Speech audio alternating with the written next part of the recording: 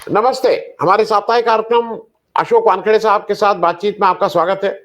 अशोक भाई, एक सबसे बड़ी खबर जो इस समय की है वो उत्तर प्रदेश में इंडिया गठबंधन फाइनली सीट शेयरिंग तय हो गई।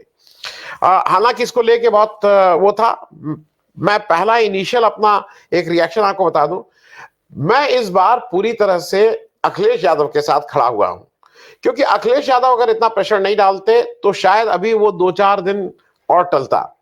वो जो कांग्रेस का एक जनरल सरकारी वाला मामला है कि सरकारी है, हो जाएगा, करेंगे, लेकिन अखिलेश ने मेरे हिसाब से गठबंधन की दृष्टि से अच्छा हुआ, जानबूझ के गया कैसे भी हुआ, लेकिन अच्छी बात थी, उन्होंने प्रेशर डाला और इसलिए आज ये फाइनली गठबंधन शेप ले लिया। मैं अशोक भाई आपको फर्स्ट हैंड आपको बताऊं कि अभी तो 31 सीट सिर्फ अनाउंस हुई हैं सपा की, जहां कैंडिडेट अनाउंस किए हैं। 17 सीट की बात हो रही है कांग्रेस की। इन 31 सीट में 12-13 ऐसी सीट है जिसको आज मैं इन 12 सीट पे कह सकता हूं कि ये तो जीत के जा रही है सपा, इसमें अगर इंडिया गठबंधन के साथ लड़ रही है तो बीजेपी के लिए तो मुश्किल अब पैदा होनी मुझे लग रहा है उत्तर प्रदेश से ही शुरू हो गई। पहला रिएक्शन आपका, इस इंडिया गठबंधन यूपी में क्या मैसेजिंग दे देगा? देखिए सर, मैं बार बार कह रहा था कि गठबंधन, इंडिया गठबंधन नहीं हो रहा है, टूट रहा है। ये कौन फैला रहा था? गोदी मीडिया फैला रहा था और धीरे धीरे सोशल मीडिया उसकी पूंछ पकड़ के चलने लगा। सवाल ये है कि जो सीट शेयरिंग की बात करते हैं उनमें से किसी ने एनडीए गठबंधन की सीट शेयरिंग की बात की क्या? उनके लिए लोकसभा के चुनाव क्या अगले साल आने वाले हैं क्या? इस बार सिर्फ यूपीए या इंडिया लड़ेगा, एनडीए लड़ेगा ही नहीं।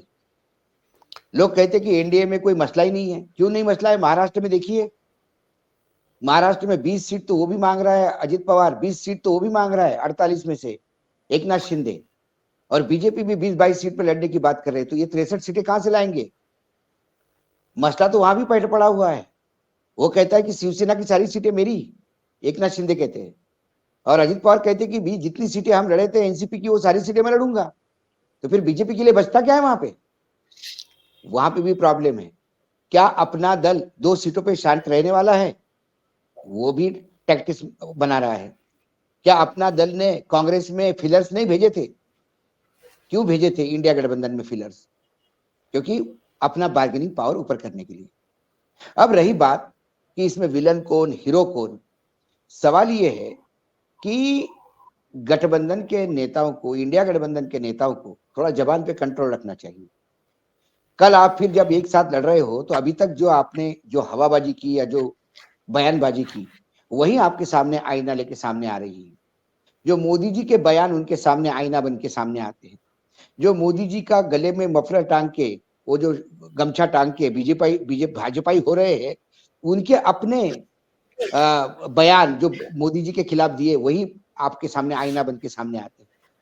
तो सवाल ये है कि कांग्रेस यदि गठबंधन में है तो कांग्रेस को आप भीख में कुछ भी नहीं दे सकते। कांग्रेस सबसे पहले गठबंधन का, इंडिया गठबंधन का धर्म यदि निभाना था तो अखिलेश जी को आरएलडी के साथ जो उन्होंने समझौता किया, क्या उन्होंने इंडिया गठबंधन को विश्वास में लिया था? नहीं। अखिलेश जी तो आरएलडी के साथ गठबंधन करने के बाद जो उन्होंने नया नारा दिया था पीडीए, और पीडीए के तहत हम काम करेंगे, ये तो आरएलडी चली गई तो अखिलेश अकेले पड़ गए, कांग्रेस मजबूरी हो गई। उसके बाद जब कांग्रेस के साथ सीट शेयरिंग चल रही थी तो गलत बयानीबाजी किस कांग्रेस के नेता ने कहा कि भाई गलत बात हो रही है या सही बात हो रही है? मतलब मुरादाबाद की सीट मांग रहे हैं कांग्रेस वाले, मुरादाबाद में हमारा एमपी कैसे देंगे? क्या मुरादाबाद की सीट मांग रहे थे कांग्रेस वाले? या मुरादाबाद संभाग में 6 सीटें है, उसमें से मात्र 2 मांग रहे थे जो मुस्लिम बहुल है। साथ ही में मुसलमानों के तमाम संगठनों ने भी अखिलेश पे प्रेशर बनाया और अखिलेश ने आज सीटें तो अनाउंस कर दी, लेकिन फिर गठबंधन की जब फाइनल लिस्ट आएगी तो उसमें कई बदलाव भी होंगे। आपको 1-2 सीटें इधर उधर होगी, एक आध 2 जगह फ्रेंडली कॉन्टेस्ट भी होगी, लेकिन शुरुआत अच्छी है कि इंडिया गठबंधन का उत्तर प्रदेश जैसा सबसे बड़ा राज्य जहां 80 सीटें हैं, वहां क्योंकि आप उत्तर प्रदेश से हैं और आप लखनऊ में बैठे हैं और आपका माइक्रो लेवल पे आकलन है, यदि इन 37 सीटों में आप 15 बोलते हैं तो फिर मुझे भाजपा 200 के आसपास समेटती हुई दिखाई देती है। क्योंकि भाजपा के पास जो सॉलिड सीटें हैं, क्योंकि भाजपा के किसी नेता से बात करो तो बोलता है हमारा तो काउंटिंग ही 100 से शुरू होता है, हमारी 26 गुजरात की और फिर बाकी 70-75 वहां की, यूपी की, 100 के बाद हमारा आंकड़ा शुरू होता है। यदि ये 100 यही अटक गया, क्योंकि निर्विवाद रूप से राजस्थान, मध्य प्रदेश, छत्तीसगढ़ और गुजरात, ये जो 4 राज्य एक दूसरे को सटे हुए हैं, जिनकी बॉर्डर्स लगी हुई है एक दूसरे को, ये सारे के सारे राज्य यदि उनके पास चले जाते हैं तो 26 वहां की, 25 वहां की, महाराष्ट्र मध्य प्रदेश की 29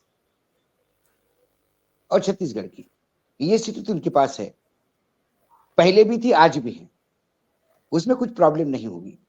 सारा प्रॉब्लम है बंगाल, सारा प्रॉब्लम है बिहार, महाराष्ट्र, और जो आज आप आकलन कर रहे हैं वो बताए तो मेरे रोंगटे खड़े हो गए मेरे तो। यदि यूपी में गड्ढा पड़ जाता है तो क्योंकि बंगाल, बिहार, महाराष्ट्र का ही गड्ढा पाटने के लिए आपको सीटें नहीं मिल रही, जहां आप है वहां मैक्सिमम है, इसी सीटें बढ़ नहीं सकती। ये कोई आम का रस नहीं है कि थोड़ा दूध डाल के और इसको जरा बड़ा कर दिया, 3 लीटर का 4 लीटर कर दिया, लोग ज्यादा आ गए तो। ये 26 सीटें है गुजरात की, चाहे नरेंद्र मोदी जी वहां जाए, हाथ पैर जोड़े, मट्टी सर पे लगाए, कुछ भी करे, 26 ही आएगी, 27 नहीं हो सकती। या लगातार 26 आ गई तो 2 भैया एक्स्ट्रा दे दो इनको। तो कुल मिला के इनके पास सारा, जो मैं बार बार कह रहा हूं, और लोग, कई बार लोगों को लगता है कि विरोध करने के लिए विरोध करते हैं, सवाल विरोध करने के लिए विरोध नहीं। ये प्रधानमंत्री जी कहते 370, मैंने आनंद जी कहा चलो 303 तो आपके पास है अभी, वो सारी आपकी, जो आपने जीती वो सारी आपकी। अब 370 करने के लिए जो 67 सीट चाहिए वो कहां से आएगी? गुजरात से नहीं आ सकती, मध्य प्रदेश से नहीं आ सकती, राजस्थान से नहीं आ सकती, कहां से आएगी? उत्तर प्रदेश से 10 आएगी, बाकी कहां से आएगी? आप जो 370 बोल रहे हैं वही आंकड़ा पूरा नहीं हो रहा है, और वास्तविकता में आप 230-235 के बीच में घूम रहे हैं। इसलिए आपको एक एक सीट, ईडी के रडार पे जितने भी नेता है वो सब आपको आप उनको गले लगा रहे हो जानबूझ के, सिर्फ एक एक सीट के लिए। आपको अशोक चौहान चाहिए, एक नांदेड़ की सीट आ गई तो भी, जबकि नांदेड़ की सीट बीजेपी के पास है, लेकिन उनको डर है कि शिवसेना, एनसीपी, कांग्रेस इकट्ठा आई तो सीट चली जाएगी हाथ से, तो वो सीट रिटेन करने के लिए आपने अशोक चौहान को लिया। महाराष्ट्र में अशोक चौहान को लेने से एक राज्यसभा आपने जरूर दी, लेकिन फायदा मात्र एक लोकसभा का हो सकता है आपको, वो भी फायदा नहीं है। जो आपकी लोकसभा है वो बच सकती है, बस इतना ही है, बाकी कहां है? तो ये जो एक एक एक एक एक एक अब नीतीश कुमार का तो मैंने आज फिर कुछ सुना, अलग अलग बात सुनी। जो लेटेस्ट इंफॉर्मेशन मैंने ये भी सुनी कि नीतीश कुमार ने और फिर कुछ बयान दे दिया, जैसे आरजेडी में उत्साह और बीजेपी में मायूसी है। सीट शेयरिंग का झगड़ा वहां पे भी है, बिहार में भी सीट शेयरिंग का झगड़ा होगा, सीट शेयरिंग का झगड़ा यूपी में भी होगा, देख लीजिए आप। सीट शेयरिंग का झगड़ा पंजाब में भी होगा, और सीट शेयरिंग का झगड़ा एनडीए का महाराष्ट्र में भी घमासान होगा। अजित पवार ने ये तक इंडिकेशन दिए है कि यदि उनकी इज्जत नहीं रखी गई तो फिर वो अपने चाचा को ही मदद करेंगे। क्या गड़बड़ है? घर की बात घर में रह गई, चाचा है। और महाराष्ट्र का इतिहास है, 2-2 बार मतलब जब संभाजी राजे नाराज होके दिलेर खान को जाके मिले थे मुगल के दरबार में, तो वापस आ गए थे, तो पिता ने बड़े गले लगाया था। और उसके बाद जो छत्रपति संभाजी ने इतिहास रचा, वो unparalleled to any of the warriors in the world, never lost a single war. तो ये तो महाराष्ट्र का इतिहास है। तो फिर चाचा के फिर चरणों में भतीजा गया, तो चलो देर से आया, दुरुस्त आया। तो अभी चीजें क्या है, एनडीए में भी गठबंधन में तकलीफ है। अशोक भाई, राणा प्रताप के भाई शक्ति सिंह भी तो वापस आ गए थे, और फिर राणा ने का नाम इस इतिहास में, मैंने वही तो कहा। तो दिल्ली से, आपको आनंद जी, दिल्ली से महाराष्ट्र की कभी जमीन नहीं, जी कभी जमीन नहीं। महाराष्ट्र को हमेशा मलाल है कि महाराष्ट्र को कभी प्रधानमंत्री पद नहीं मिला। महाराष्ट्र सिर्फ उप प्रधानमंत्री पद पे चला गया यशवंतराव चौहान के टाइम पे, वो भी थोड़े समय के लिए। महाराष्ट्र के साथ हमेशा अन्याय हुआ, चाहे कांग्रेस ने किया हो, बीजेपी ने किया हो। तो महाराष्ट्र की अस्मिता अपने पास है, गुजरात और महाराष्ट्र का पुराना झगड़ा है, वो एक अलग अस्मिता है। तो कुल मिलाकर ये गठबंधन का जो खेल है, आज भी इंडिया गठबंधन में स्थिरता है। वहां बातचीत तो हो रही है, वहां नाराजगी तो दिख रही है, वहां प्रयास तो हो रहे हैं। भाई आज ममता दीदी ने कहा कि मैं अकेली लड़ूंगी, इसका मतलब कुछ मिसफायर हो गया, नई सीट पे अरेंजमेंट हुआ, यही तो बोला है, लेकिन इसका मतलब कुछ बात तो हो रही थी। एनडीए गठबंधन में क्या हो रहा है? जी। कोई बात करने को अशोक तैयार नहीं। अशोक भाई, मैं एक नहीं, इसी में इसलिए कह दूं, ममता ने कहा मैं अलग लड़ूंगी लेकिन मैं इंडिया के साथ रहूंगी। अब ये नहीं, उनका है कि भाई पोस्ट पोल में रहूंगी। एक बात एक आनंद जी, वो भी है बंगाल में। बंगाल में अपोजिशन का स्पेस लेफ्ट और कांग्रेस के पास है, वो स्पेस बीजेपी ने ले लिया। ममता को पता है कि यदि सारे पैक्ट हो जाएंगे तो जैसा विधानसभा में हुआ, विधानसभा के चुनाव में ममता की सीटें बढ़ी है और बीजेपी की सीटें बढ़ी है। तो सीटें गई किसकी? कांग्रेस और लेफ्ट की गई। क्यों गई? क्योंकि जो ममता का विरोध करना चाहते थे उनके पास प्लेटफॉर्म ही नहीं रहा बीजेपी के सिवाय। तो अपने विरोध का वोट कंसोलिडेट करे एक जगह पे, बीजेपी के पास नहीं जाए, यह ममता के लिए बड़ी बात है। तो ये टेक्निकली भी, टैक्टिकली भी, लॉजिस्टिकली भी कांग्रेस और लेफ्ट अलग चुनाव लड़के ममता के खिलाफ, ममता का विरोध का वोट जो उनके पास आ सकता है, जो बीजेपी से छिटक सकता है। जी जी। विधानसभा में जी बीजेपी मजबूरी का सौदा था। जी। मैं अशोक भाई एक दो चीजें जल्दी से आपसे, इसलिए ये कुछ बीजेपी के दिन खराब चल रहे हैं क्या? उन्होंने जयंत चौधरी वाला बड़ा भारी किया, हालांकि अभी तक लिया नहीं उनको, तो वहां पे गठबंधन ने वो सारा पानी फेर दिया। अब गठबंधन हो गया, जयंत चौधरी को लोग भूल जाएंगे। उसका बिहार में उन्होंने नीतीश कुमार को लिया, तो झारखंड में एक ऐसा काम कर दिया कि उससे वो सब मामला जो भी उनका था वो खत्म हो गया।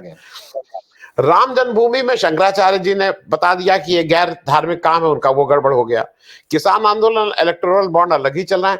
एक और जगह बताएं, संदेश खाली में इनको लगा था कि बड़ा भारी इन्होंने कर लिया, हिंदू जेनोसाइड और क्या क्या, स्मृति ईरानी। कल इस देश में एक सिख आईपीएस अफसर को जो इन्होंने गाली दी और खालिस्तानी कहा, उससे तो मुझे लगता है कि अब वो मामला संदेश खाली सेकेंडरी हो गया और अब मामला हो गया लार्जर उस पे।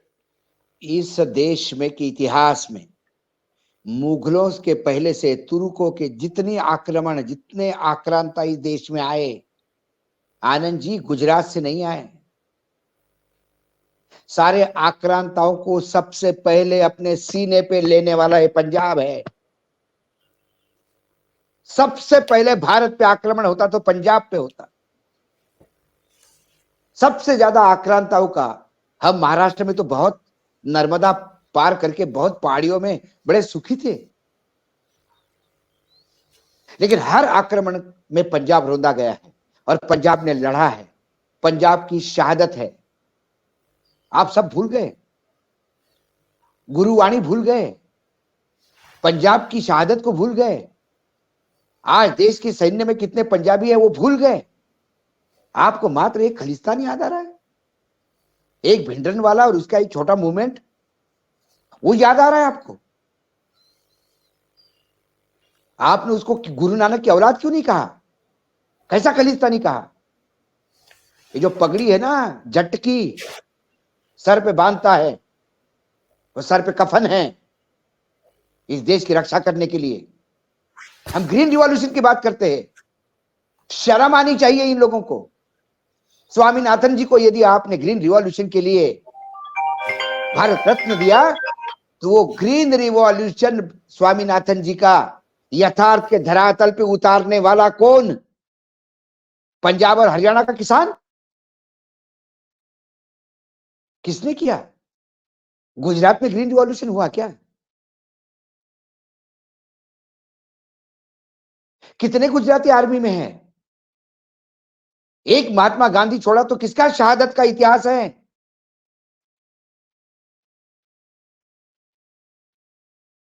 शर्म आनी चाहिए इनको। और स्मृति ईरानी क्या समझती है अपने आप को भाई? हर सरदार खालिस्तानी है? वो आपके मुंह में जबान नहीं, किसको भी गाली दे देंगे आप। बात ऐसे होती है। ये जो फिल्मों में काम करने वाले, सीरियल में काम करने वाले एक्टर को जब नेता बनाएंगे ना आनंद जी, जिनकी जिंदगी स्क्रिप्ट पढ़ते पढ़ते और डायलॉग लिखे हुए बोलते बोलते गए हैं, उनके अपने विचार कुछ नहीं होते, दिमाग से पैदल, क्योंकि उनको राजनीति से कोई लेना देना नहीं होता। जब भाजपा के पास उम्मीदवार नहीं थे चुनाव जीतने के लिए, तो जिताऊ उम्मीदवार के लिए आप फिल्मों से लोग लेके आए। कभी सनी देओल को लेके आए। बताइए, पूरे 5 साल में जिस आदमी ने मुंह नहीं खोला पार्लियामेंट में, करोड़ों रुपए टैक्स पेयर्स का जमा होता है। क्या भारतीय जनता पार्टी अपना एफडी तोड़ के और अपने इलेक्टोरल बॉन्ड से पैसा दे रही क्या उनको? सनी देओल पे जो पैसा खर्चा हुआ किसका हुआ? सनी देओल मुंह नहीं खोलता। आपको चाहिए, आपको एक्ट्रेस चाहिए, एक्ट्रेस चाहिए। महिला सशक्तिकरण, जब बिल आप महिला शक्ति वंदन अधिनियम लागू करेंगे तो आपको गैलरी में एक्ट्रेस चाहिए फिल्म इंडस्ट्री के। आपको इंटरव्यू देना है तो अक्षय कुमार चाहिए, क्योंकि आपको अपने पे विश्वास नहीं है। आपको लगता है अक्षय कुमार इंटरव्यू लेगा तो कम से कम 10 लोग ज्यादा देख लेंगे। ये बैंकरप्सी नहीं है तो क्या है? और जब ऐसी बैंकरप्सी आती है तो फिर ये ऐसे आत्मघाती दास्ते पैदा होते हैं। भारतीय जनता पार्टी का कैरेक्टर कभी ऐसा नहीं था। भारतीय जनता पार्टी पूर्ण रूप से सिखों के पीछे पूरे ताकत के साथ खड़ी थी। जी। और आज मैं एक police officer, IPS police officer पगड़ी पहनता है तो आप अपमान करते, उसका खालिस्तानी बोलते उसको, क्योंकि उसने उसकी जिम्मेदारी निभाई। आज सिद्धू बॉर्डर पे जो आपकी पुलिस कर रही है, वो क्या कर रही है? किसानों के ऊपर जो ड्रोन चला रहे हैं वो क्या चला रहे हैं? लेकिन ये किसान हैं, आपादा झेलने का आदी है। वो पंजाब है, आक्रमण झेलने का आदी है। उसने जवाब दे दिया। वो संघर्ष करते हैं लेकिन किसी को गाली नहीं देते। किसी पुलिस वालों को गाली नहीं दी होगी, किसी अधिकारियों को ये नहीं कहा होगा कि तू ये है, तू ये है, तेरी जाति है और तेरा धर्म ये है। शर्म आनी चाहिए इन लोगों को। भारतीय जनता पार्टी के अध्यक्ष ने माफी मांगनी चाहिए पूरे सिख समाज से। अशोक भाई, मैं नाम नहीं कह सकता हूं। मेरे गांव के कुछ उधर के बच्चे शंभू बॉर्डर में पुलिस में है, पंजाब, वो गए हैं, माफ कीजिएगा, सीआरपीएफ या बीएसएफ में हो, सब उसमें गए। फोन किए हमारे यहां से उसका भाई ने, उसने कहा अरे भैया लाठी, अरे खाना उन्हीं के यहाँ खा रहे हैं जाके, आप बात कर रहे हैं? अरे भाई सरकार ने कहा है तो ड्यूटी कर रहे हैं, लेकिन खाना तो उन्हीं के यहाँ जाके खा रहे हैं शाम को। तो उस आंदोलन को सरकार को जरा समझने में मुझे लगता है फिर चूक हुई है। किसान आंदोलन को सरकार समझना कहां चाहती है आनंद जी? 2014 से लेके वन वे ट्रैफिक है। मैं मेरी मन की बात करूंगा, मेरे मन की बात लागू करूंगा। मेरे मन को भाया जो मैंने किया। आधे अधूरे मंदिर में प्राण प्रतिष्ठा कर सकता हूं, किसानों को मरने दे सकता हूं। नहीं देनी है मुझे, नहीं देनी है गारंटी। क्या कर लोगे? कि अभी कोई चुनाव का डर इस सत्ता को नहीं रहा। चंडीगढ़ का मॉडल सामने अब ऐसा आया है कि ये भूल जाइए आप। 230, 222 अखिलेश कितना लाएगा, कांग्रेस कितना लाएगा। अब माइनॉरिटी में आने के बाद भी सत्ता में रहना वो जानते हैं। इसे चंडीगढ़ मॉडल कहते हैं। एक गुजरात मॉडल का नया वर्जन है चंडीगढ़ मॉडल। मैं अशोक भाई, लेकिन मैं किसान, वही मॉडल रिपीट होगा 2024 में। Watch my words. 200 सीटों पे भी बीजेपी आई तो सबसे बड़ी पार्टी होने के नाते उनको बुलाया जाएगा, वो शपथ लेंगे, 1 महीने का समय मिलेगा, 1 महीने में जुगाड़ करेंगे, खरीदने का, नहीं मिले तो फिर वॉइस वोट से सरकार जीत जाएगी। वोट कॉन्फिडेंस 200 पे, जब लोग वोट डिवीजन मांगेंगे, हंगामा होगा, निष्कासन होगा विपक्ष का, 200 लोग बचेंगे हाउस में, उन्हीं के तहत तय होगा कि वोट डिवीजन में भी सरकार जीत गई। अगला अविश्वास प्रस्ताव 6 महीने बाद, 6 महीने के बीच में हम 400 कर लेंगे। नहीं तो आप क्या करोगे, सर्वोच्च न्यायालय जाओगे, सर्वोच्च न्यायालय कहेगा संविधान पीठ का स्थापना करनी होगी, बड़ा संविधान पीठ चाहिए, डेट पे डेट पड़ेगी, तब तक पता पड़ा पार्टियां टूट टूट के ज्वाइंट हो रही है, और फिर मोदी जी कहेंगे हमने कहा था ना, मोदी की गारंटी, अब की बार 400 पार, 400 हो गया। यही हुआ ना चंडीगढ़ में। हम कहते कि न्यायपालिका ने न्याय किया, न्यायपालिका ने न्याय नहीं किया। It was very planned programme, very well executed, very well achieved. आप चुनाव हार गए थे, आपके पास संख्या नहीं थी, आपने चुनाव डिले करने का प्रयास किया, उसमें भी जुगाड़ नहीं हुआ, तो आपने एक इलीगल काम किया। आपको ये पता था कोर्ट में जाएगा मामला, कोर्ट में जाएगा, आपको फिर 20-25 दिन मिलेंगे, 25 दिन में हम लोग तोड़ लेंगे। वही हुआ। सर्वोच्च न्यायालय ने जब तक निर्णय दिया तो ये मेयर सिर्फ 1 दिन के लिए मेयर हो गया बेचारा। ये मेयर होगा, कल नो कॉन्फिडेंस मोशन आएगा, नंबर ही नहीं तुम्हारे पास, 3 लोग तुम्हारे टूट के चले गए हैं, बीजेपी अपना मेयर ले आएगी। सिर्फ एक बात की चिंता मुझे, सर्वोच्च न्यायालय के मुख्य न्यायाधीश डीवाई चंद्रचूड़ जी ने कहा कि उन्हें हॉर्स ट्रेडिंग की चिंता है। आनंद जी, चिंता हमको है, चिंता इस देश को है, चिंता विदेश में बैठे वाले तमाम लोगों को है जिसका इन्वेस्टमेंट इस देश में है, चिंता सबको है। न्यायपालिका को चिंता नहीं, समाधान देना होगा। यदि न्यायपालिका चिंता करने लगेगी तो मेरे में और न्यायपालिका में फर्क क्या रहेगा सर? तो मैं और न्यायपालिका दोनों मिलकर क्या राम जन्मभूमि जाए, राम जी के दरबार में कि तुम ही मदद करो? न्यायपालिका को चिंता नहीं, न्यायपालिका को समाधान देना होगा। और ये जो न्यायपालिका ने चंडीगढ़ के मामले में डिले किया, उसी में इनको चांस मिला 3 लोग उठाने का। न्यायपालिका ने डिले किया, इसी में एक सरकार बनी महाराष्ट्र में जो टेक्निकली गैर कानूनी है। समय, यदि उसी दिन हाईकोर्ट फैसला ले लेती तो शायद ये 3 लोग टूटते भी नहीं और सही मायने में न्यायपालिका का काम होता। जी। तो मुझे तो लगता है कि चुनाव भी अब बेनामी हो गया। अब चुनाव करे भी तो क्यों, यही समझ में नहीं आता, जब यही होना है।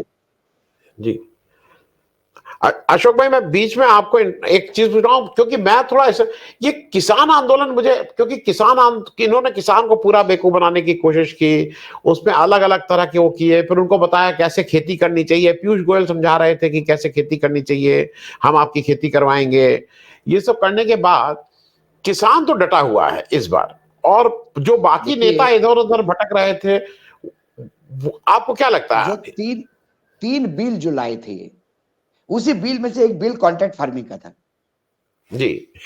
वही बिल उन्होंने एमएसपी के गारंटी के रूप में किसानों के सामने पेश किया, और वो भी 5 उपज के लिए, जबकि 23 उपज के लिए आप एमएसपी दे चुके हो। आप तय नहीं करोगे कि हमारा पैटर्न कैसा होगा प्रोडक्शन का, पूछते नहीं खेती करने वाले लोग हैं। हवा के खुशबू से जानते हैं कि क्या हो गया, कि खेत में कैसा स्थिति है। पीयूष गोयल जी का प्रॉब्लम यह है कि ना वो चार्टर्ड अकाउंटेंट ठीक से है, ना वो पॉलिटिकल नेता ठीक से है, ना वो किसान ठीक से है, ना व्यापारी ठीक से हो सकते हैं। वो इतना बड़ा हाइब्रिड मॉडल हो गए हैं कि वो खुद कंफ्यूज्ड है कि वो है क्या आखिर at the end of the day. जी अशोक भाई, मैं महाराष्ट्र का तो जरूर अंत में करूंगा, लेकिन उससे पहले एक छोटा सा चीज, ये वॉशिंग मशीन इस बार मना कर दिया कि ये वॉश नहीं करेगी। कमलनाथ जी का दाग ज्यादा मैले हो गए क्या? वॉशिंग मशीन क्यों? देखिए, कमलनाथ जी भाजपा के स्लीपर सेल थे कांग्रेस में। जी। वो जो आलोक ने जो कहा था उसमें एक शब्द भी गलत नहीं था। मध्य प्रदेश की सरकार चांदी के थाली में परोसी है बीजेपी को, इसी सज्जन ने। जब उनको लगा होगा कि हमारे यहां आके कुछ फायदा नहीं इसका, तुम वहीं बने रहो। क्योंकि खासकर नीतीश कुमार के बाद बीजेपी इस बात का भी आकलन कर रही है कि ये जब हमारे पास आएंगे तो इसका फायदा और नुकसान कितना है। अशोक चौहान आए तो एक फायदा है कि हमारी नांदेड़ की सीट वापस आ सकती है, लेकिन लायबिलिटी नहीं है। लेकिन कमलनाथ लायबिलिटी हो जाएंगे, क्योंकि पंजाब और दिल्ली का सरदार कैसा इसको झेलेगा। इसी बीजेपी ने सिख हत्याकांड के साथ उनको जोड़ा था, इंदिरा गांधी की मृत्यु के बाद जो जेनोसाइड हुआ सिखों का, उसके साथ जोड़ा था। वो कैसे साथ देंगे? दूसरी बात, मध्य प्रदेश के नेता ये सोच रहे थे कि कितना झेलेंगे, कितने लोग अब और साथ मिलेंगे। अब हमको भी जगह नहीं है, आप अपने घर में कितने मेहमानों को बुलाएंगे? पता पड़ा आप छत में भी जगह नहीं है आपको सोने के लिए, तो आप बोलेगे यार दरवाजा बंद करो, अब कहां जाऊं मैं, घर में हमको ही जगह नहीं है। महाराष्ट्र में यही स्थिति हो गई, बेचारे बीजेपी वाले खुद ही घर बैठ गए, ये बाहर की भीड़ इतनी हो गई। महाराष्ट्र में तो BJP original, BJP Congress, BJP NCP, BJP सेना, बीजेपी एमएनएस, इतनी बीजेपी हो गई। मैं उसी पे अशोक भाई आ जाऊं। ये महाराष्ट्र का 10% का कोटा सरकार ने फाइनली मान लिया, 72% अब कोटा हो गया। इसका जरा मैं थोड़ा समझना चाहता हूं कि इसका पॉलिटिकल फॉलोआउट क्या है, क्योंकि आप अगर कहीं कुछ दे रहे हैं तो कुछ लोग गुस्सा होंगे, देखिए, कुछ लोगों के वो ठीक लगेगा। पॉलिटिकल फॉलोआउट ये है कि ये 72% टिकेगा क्या हाईकोर्ट में, सुप्रीम कोर्ट में? सुप्रीम कोर्ट उसको बार बार 50% का कैप मांगती है। उसके बाद सेंट्रल गवर्नमेंट ने 10 ईओडब्ल्यू का दिया तो 60% हो गया, 75% पे मांगने की किया। दूसरी बात है, जो रिटायर्ड हाईकोर्ट के जस्टिस का रिपोर्ट है, आनंद जी, वो रिपोर्ट यदि आप पढ़ोगे तो प्रधानमंत्री के तमाम दावों का किसानों के लिए जो उन्होंने किए हैं उसमें नंगे हो जाते हैं। महाराष्ट्र की एनडीए की सरकार ये कहती है कि महाराष्ट्र में किसानों की आमदनी बुरी तरह से घटी है। महाराष्ट्र में 95% जो किसान आत्महत्या कर रहा है वो मराठा है, और वो आत्महत्या पुअर एग्रीकल्चर रिटर्न्स की वजह से है।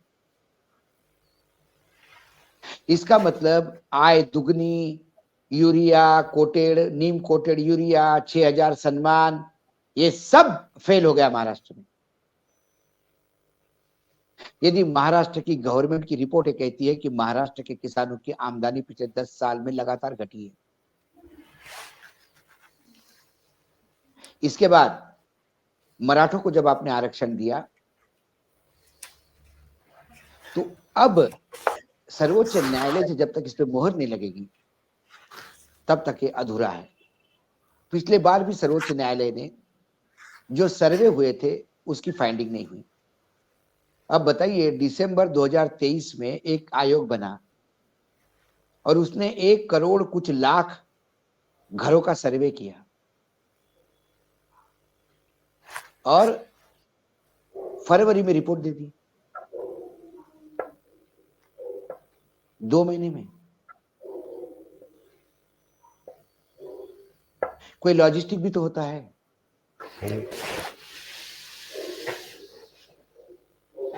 कैसा सर्वे? क्या टेलीफोन पे सर्वे हुआ क्या? मोबाइल पे, व्हाट्सएप पे? सुप्रीम कोर्ट में मामले आएंगे, कई चीजें आएगी, जब तक कानून प्रक्रिया इसे पूर्ण रूप से नहीं करती, इसके पहले 2 बार प्रयास हुआ है मराठों को आरक्षण देने का, दोनों बार सर्वोच्च न्यायालय से वापस हो गया। इस बार ये कहते हैं कि सर्वोच्च न्यायालय में टिकने वाला हमने दिया, तो टिकेगा कैसे, इस पे सबकी नजर है। लेकिन इन्होंने एक काम जरूर किया कि ये मामला जब जुडिस हो जाएगा, कोर्ट जाएगा, तब तक आपका इलेक्शन हो जाएगा। जब तक इलेक्शन हो जाएगा तब तक मराठा आंदोलन को फुल स्टॉप लगेगा। यही एक सांस लेने की जगह सरकार को मिली, ऐसा मुझे लगता है। जी जी। अशोक भाई बहुत बहुत धन्यवाद बातचीत करने के लिए। लेकिन एक बात और जोड़ूंगा मैं इसमें, एक बात और जोड़ूंगा कि जो पृथ्वीराज चौहान ने जो रिजर्वेशन दिया था, वो 16% मराठों को रिजर्वेशन दिया था और 5% मुसलमानों को, यानी माइनॉरिटीज को। देवेंद्र फडणवीस सरकार जब आई तो उन्होंने मराठों का रिजर्वेशन कंटिन्यू रखा, लेकिन ड्रॉप किया मुसलमानों का, माइनॉरिटीज। अजित पवार ने 3 दिन पहले स्टेटमेंट दिया अपने पार्टी के सम्मेलन में कि माइनॉरिटीज के लिए 5% रिजर्वेशन देने का मैं वादा करता हूं, और ये सरकार हमारी है, ये आपको दे के रहेगी। अब कर लीजिए शीट शेयरिंग, बोल दीजिए अभी आप। अब इस पे कोई लिखने को तैयार नहीं है, कोई गोदी मीडिया बोलने को तैयार नहीं है। इंडिया गठबंधन में जरा कुछ खटपट हो गई तो बिल्कुल हेडलाइन बनती है।